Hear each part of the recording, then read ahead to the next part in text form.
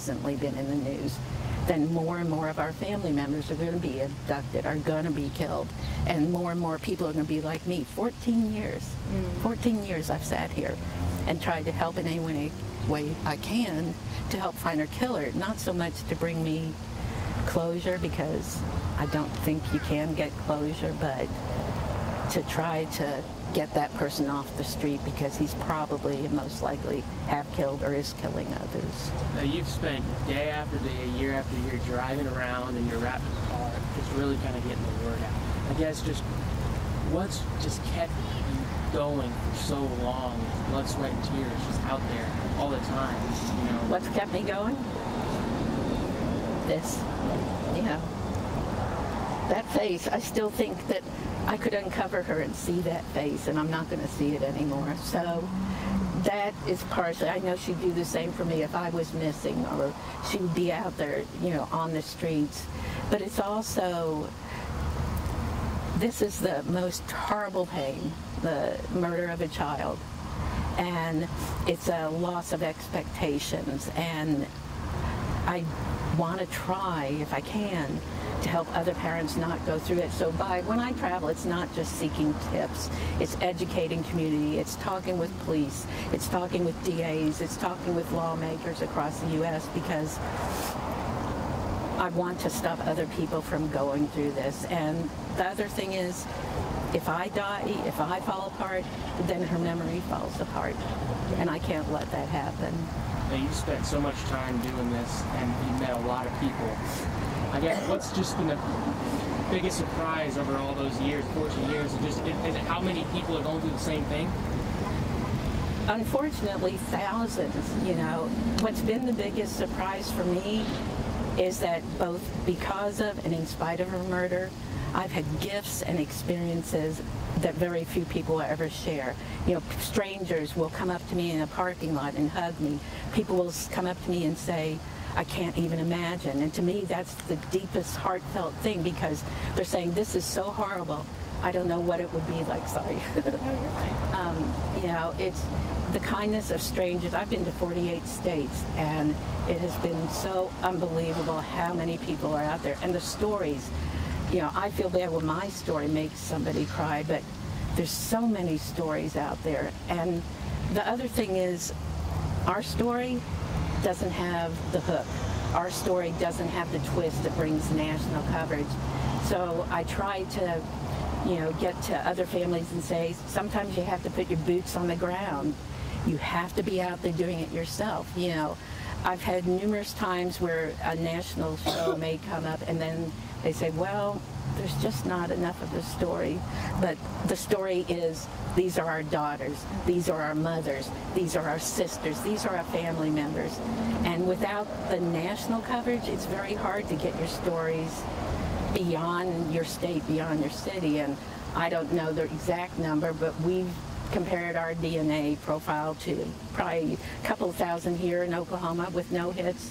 OSBI tells me that it's probably gone through CODIS 1 million times. That's crazy. So we have to get the stories out there, because word of mouth is also part of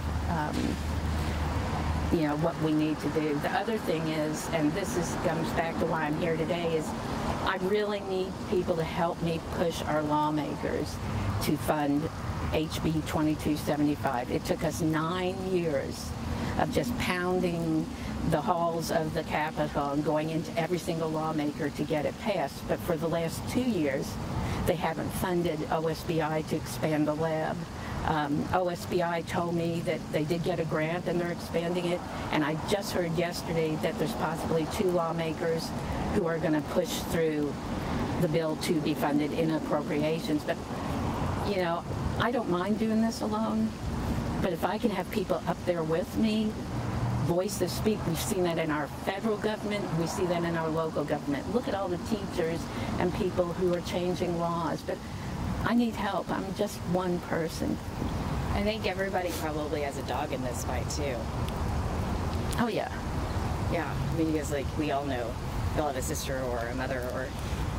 Yeah, there was a great DA out of Colorado. He's no longer a DA there, but Mitch Morrissey. And he used to say that 1 out of 9 people will know somebody who's been abducted or who's been murdered. So you're right, exactly. There's very few people who don't. And that's the sad thing, because when we wait to take DNA at conviction, a lot of the rapists and the violent predators who do crimes against women, they get arrested numerous times, but they don't get convicted, so their DNA is not in the system, and they're out there 20, 30 years. Catch us up on that law, on the House bill. I'm sorry? Catch us up on the House bill. That's taking DNA at felony arrest, HB 2275. And so that means, and of course many of us would like it at all arrests, but felony arrest is for the violent crimes, and then we hope to expand it. But when somebody first gets arrested, if their DNA can be taken at arrest, then it goes into a database, and then if they do the crime again, there can be a match or a hit, as they call it. When you wait to conviction, they go through the years of trials, they go through the conviction.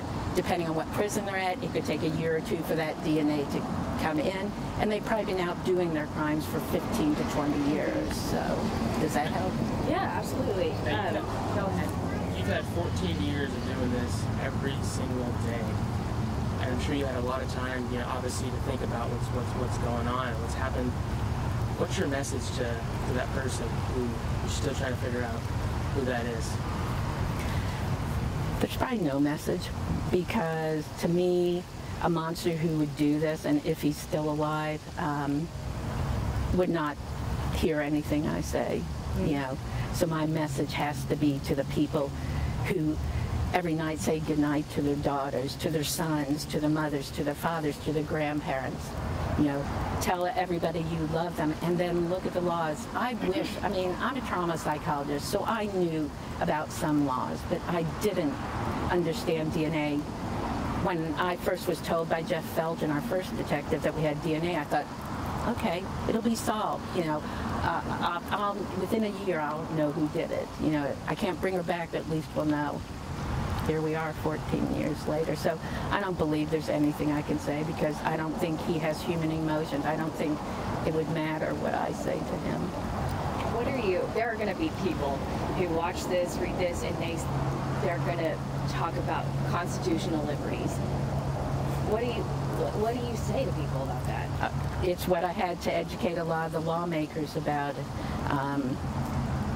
It went to the Supreme Court, I may have the year wrong, 2012, and they said DNA is no different than fingerprints. And the reason they said that is because, and Eddie might have a little bit better explanation on this, but they only use 14 loci. We have thousands of pieces of DNA. The DNA they use, they can't do anything with it except for identify predators in crimes that are usually done in shadows, done behind closed doors. If you haven't done anything, nothing can be done. The DNA in the labs is so protected that even if somebody could get in there, which they couldn't, there's nothing that can be done. The other side of it is, we've only recently, at least in Oklahoma, have the, my brain just went dead. What's the other side? The DNA post-release, what's the group that does the DNA to get people after they're convicted free? Say that again? Yeah, I don't know. I knew that. But the other side, we worked with Senator Pittman when we got the bill passed, and she works a lot with the Innocence Project. And we got them to understand that you take DNA at arrest, you're going to have less false convictions, because you're going to be able to identify that wasn't the person. So what do you say to people? How do they get out and join you? Well, we have a couple of ways. Through the media, I try to do it. And then we have a website. My email, even my phone number is on our website. We have a Facebook page, and if those can be publicized, even if it's just to say, what can I do in my family? What can I do to help you? But I really do need, as I work with veterans, and as they call it, I need boots on the ground. Christina has been great. The homicide groups up in Oklahoma City and here, we're a big family, none of which we would have ever met if not for this. But because of this, it's the most unbelievable family, including the detectives too. But please contact me. Please think that this could be your loved one. I don't want anybody else to go through it. And if we don't keep advocating for these things, there's going to be more and more, and there are. In all the years we keep not funding this, in all the years we keep not analyzing the 7,000 rape kits. Yeah. They just say it would cost so much. I don't remember the figure, but I mean. But your city councils and your lawmakers can fund it. If the hardest part for me when I was up at the Capitol was getting them to understand, Brittany is a girl next door. This could happen to you, because I thought the same thing. It'll never happen to me. So. Tell us about some of the technologies that you introduced to other departments across the U.S. Well, could I pull in Eddie, because he knows Yes. a little bit better? Yes. Actually, let me just get this. I thought I had Do one. you need to remind? There. Or do you want to grab your stick? We'll hold it for you. She wants to know about all the technologies Do you that wanna just- you have gone after. No, I know. We wouldn't turn the alarm off. Okay, while you think about it, I'm going to ask one more question. Did you have any birthday traditions with